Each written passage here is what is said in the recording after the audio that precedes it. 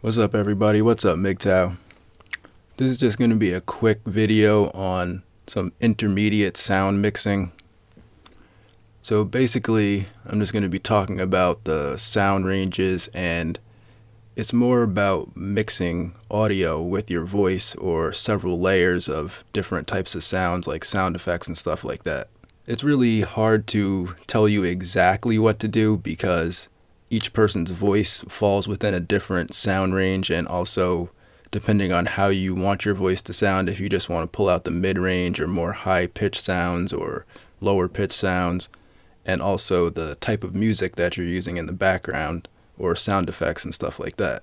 But basically, if you look at your graphic equalizer, depending on what type of program you're using, the low-end sounds are rated in hertz and the high-end sounds go up to kilohertz. Basically, hertz are just the amount of times that the sound vibrates per second.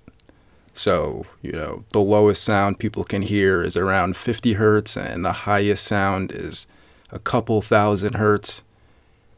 And so basically, when you're mixing audio or sound effects with your voice, you want to do what's called shelving or isolating each individual sound or frequency that you're looking for. So I usually just do it by ear, but you can, if you have a graphic equalizer, you can also use that and look at the different sound waves and stuff to see where each range falls.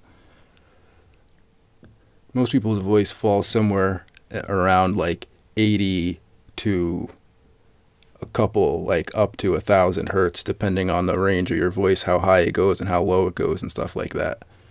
So when you're mixing in your background music, you usually want to turn down the mid-range frequencies on the music, especially if it has like a lot of drums in it or high-pitched sounds like guitars and pianos and stuff like that.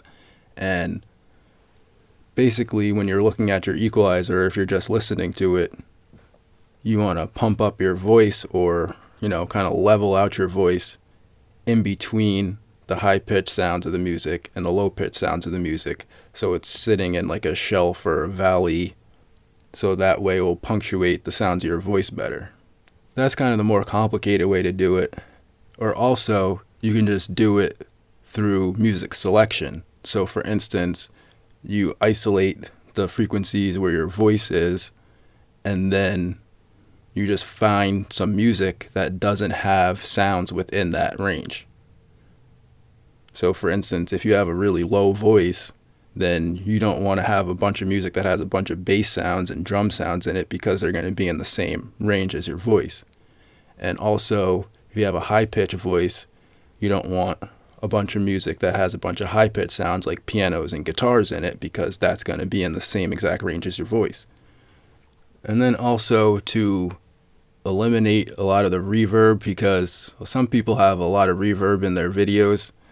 What I do is I just set up a mattress behind my microphone, because basically what causes reverb is the sound, when the sounds bounce off of the walls, they basically come back to the same exact location that they were at before.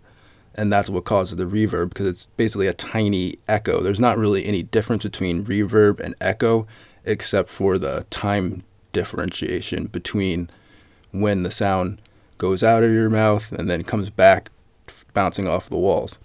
So if you have a huge room, then it's going to sound like an echo. And if you have a small room, it's going to sound more like a tight metallic sound.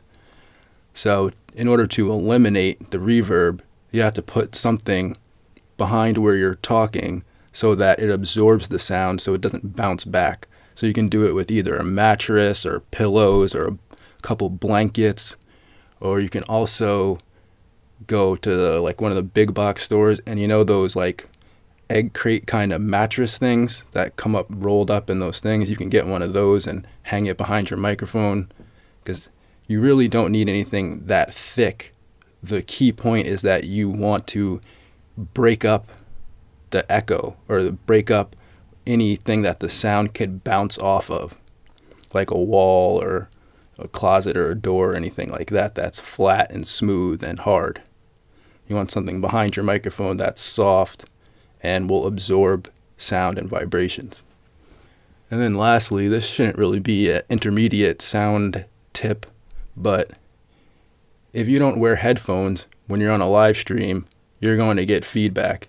And I shouldn't really have to explain to you what feedback is. I'll just post a link down below. But that's about it for this one. Have a good day and go MGTOW.